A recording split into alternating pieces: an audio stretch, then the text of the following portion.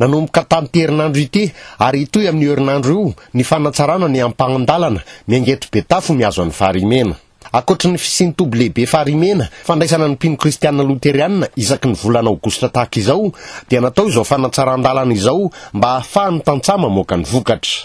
Ny tetikasa Kazef no tompon'antoka tamin'ny fanamboaran-dalana saingy nisy fahatarana izany.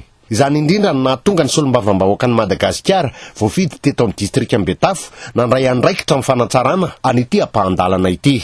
Tsy mora mamaky an'ilay vato fa hatramin'malitsika teto androany mbola mitoy mbola misy parti kely tsy vita fanaizana tsy zany na ny voiture légère ny sprinter zany dia afaka soma tsara aty Farimena amizao manome toky zay fanao zay tratry ny herinay mba tonga ny pino sy ny zanaky ny fifoazana ho tonga dia amin'ny toby lehibe Farimena ka izay no mahatonga anay hoe aterepana araisinay ho adidy amin'ny mahasolombavambahoaka ny Madagasikara voafidy teto Betafo anay ny fanatsarana ity ampahan-dalana Betafo ty Ambatonicola hatrany Farimena ity.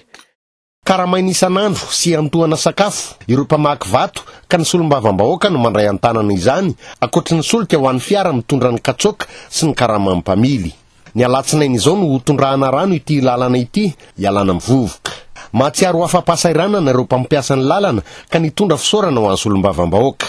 Mbola tsy vita eo aloha ohatran'ny mandeha ary ny tôbily ohatran'ny lasa miafiafy le izy satria hitanao fa tsy maintsy ary zany le izy dia tsy hidirana fa zao ny tôbily milamina tsara mihitsy na mandeha eo na sarety ary milamina tsara ka tsy hisy eritreretina intsony dia isaorana manokana ny député mahafoy tena mikarakara le izy ohatran'izao.